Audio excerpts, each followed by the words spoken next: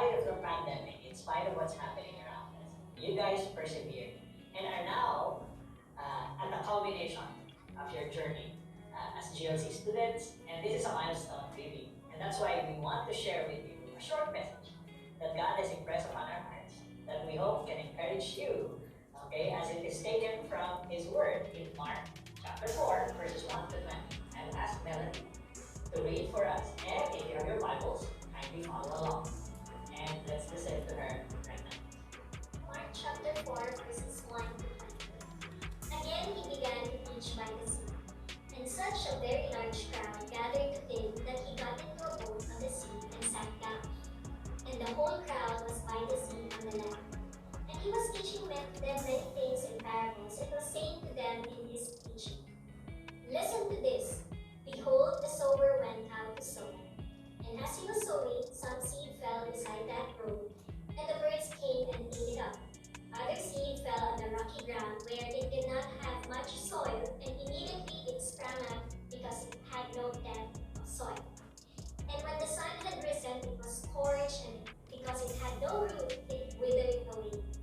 Other seed fell among the thorns, and the thorns came up and choked it, and it yielded no crop. Other seeds fell into the good soil, and as they grew up and increased, they yielded a crop and produced 30, 60, and 100 times as much. And he was saying, He who has ears to hear, let him hear. As soon as he was alone, his followers, along with the 12 disciples, began asking him about the parables.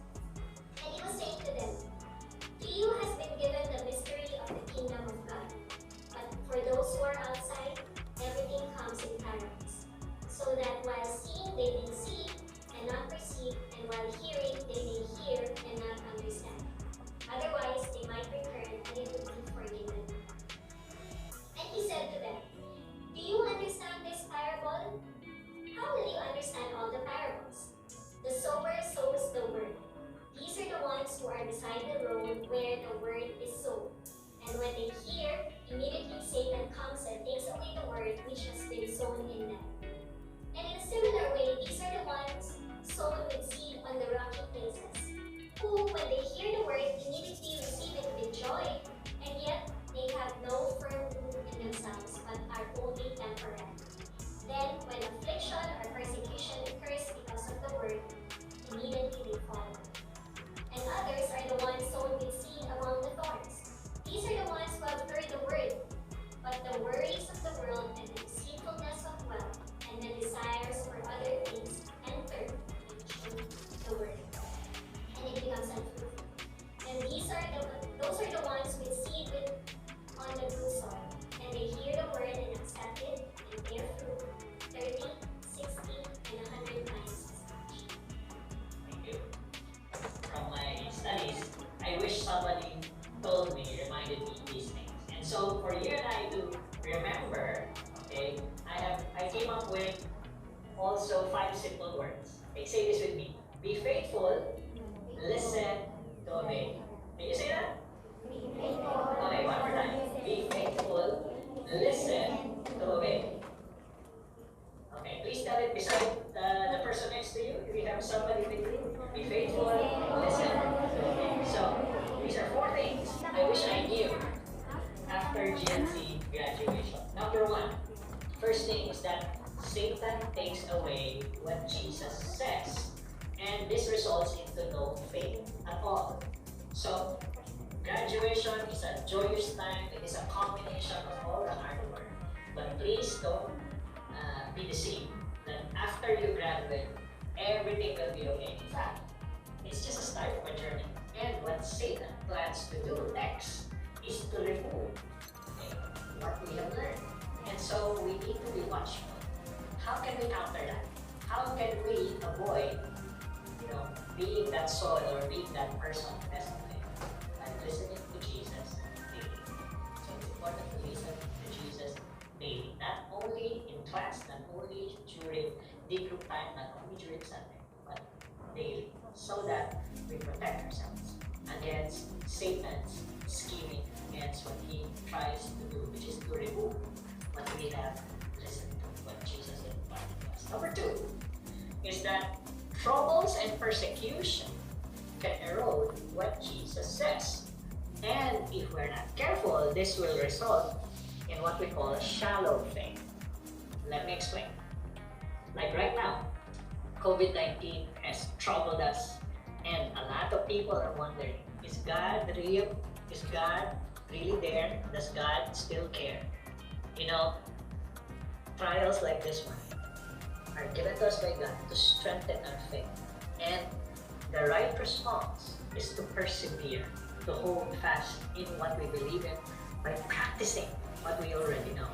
You have already been equipped so much, whether you're a graduate of GLC 1, okay, and so I hope you continue on praying and caring and sharing, or GLC 2, okay, that you are now leading your own small group, and so do continue to do that in season and out of season, or GLC 3, you are now starting to lead other leaders. So be a good mentor and be consistent in modeling who Christ is, okay, whether it's COVID season or not. You know, what happened with our dear Pastor Erwin, I think many of you know him, inspired me because he was confined to the hospital for contracting COVID. But what's amazing is that in spite of the difficulty that he has been experiencing, one of the guys that he's discipling, whom I know personally, told me, grabe si Pastor Erwin, nasa ospital na, tinatanong pa niya ako, Paulo, make sure that yung implementation ng phase 2 ng Go Viral will still go unhindered. So can you imagine, can you see how his faith really is anchored on who God is, and in spite of the troubles, in spite of the things that he is going through personally and health-wise, he remains steadfast, he remains faithful. Okay, number 3 is that worries, wealth, and desires, okay, can choke what Jesus says. And so let's be guarded against this, because if we don't, it will result into a divided faith. And you know what happens with a divided faith? You know the story of Solomon, right? Who started well, but did not end well because of a divided heart. He had a divided faith. And so he did things at first according to God's will, but later on, because his faith is divided, he started allying himself with all the other kingdoms around him, and the women, okay, that he had later on diverted him, distracted him. And so what started as something that may appear to be small resulted into a tragic end, because after Solomon died, the kingdom disintegrated. Okay? And so we need to be guarded against a divided faith. How do you do that? Cultivate intimacy. You know, there's nothing that can draw you away from God unless, this is my experience, unless I allow myself to be distracted. And what can counter that is by cultivating intimacy, devotion to God, a loyalty to God, putting Him first in you, listening to Him because you want to, you are excited on what He will do next. And that takes daily practice. So, importante yun. Okay, so that our faith is not divided. Lastly, number 4. Okay, blessings come when we act on what Jesus says. That's number 4. That's why the parable said, Jesus explained it really well when he said, and those are the ones sown with seed on the good soil. What's the good soil? They hear the word, they accept it, and bear fruit. 30, 60, and then 100 times as much. I know all of us would like to experience that. Yes? Okay, how many of you want to experience that? Raise your hand right now. Okay? And so the key there is having an obedient faith. Okay? So it's the attitude of listening because we want to obey. Remember, Jesus said it again in Matthew 7:24. Those who hear and act on them will be like a person who builds his house on a rock. And so, obeying faithfully, okay, on a regular basis, on a consistent basis, will allow us to experience more and more the blessings of God. Let me share with you, in our family, okay, how this is, again, proven to me by God, on a personal basis. My role as a husband is to love, to lead, and to provide. on that three, guess which one I have a hard time doing? You guess it right. It's on loving my wife. My wife compliments me in saying that I am a good strategic leader and I am very much adequate in providing, but I lack in loving. And so I asked her, what do you mean? I don't love you. Don't I provide for you as a sign of my love? Don't I lead you as a sign of my love? Well, what she means with the loving is in a way that nurtures and cherishes her. So she doesn't feel that at times when we were starting in our marriage. And I noticed that the kind of love that she was referring to is an affectionate kind of love. A love that is demonstrated, okay, by being together, okay, and physical acts of hugging and just spending quality time. These are things that are alien to me because I did not grow up in a home like that. Not that I'm blaming my home or my parents, but it's something that's new to me. And there was a time wherein that caused conflict, that caused tension, that caused disharmony, and it also caused me to look at myself and say, am I obeying God in this area or am I failing? And so, by the grace of God, He provided a disciple like Pastor David who pointed to me, this is the issue that you need to address. And if you are to cultivate Christ-likeness, if you are to be humble, you need to obey this area. So, that was a process that did not come instantly. But I am happy to tell you that now, as I am able to practice that word, we have greater harmony and greater joy at home. And so, you see, it might not be easy, but blessings do come when we act on what God says.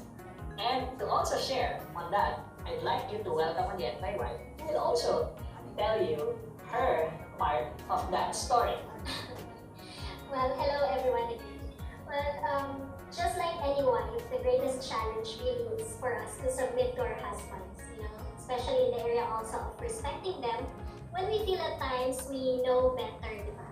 And just like you, I failed a lot in this area. I pushed Mel and said hurtful, disrespectful things to him just to insist on my way and how I want things done. But every time I go back to His Word, God would consistently tell me, you need to submit to your husband, you need to be more respectful to him, regardless of how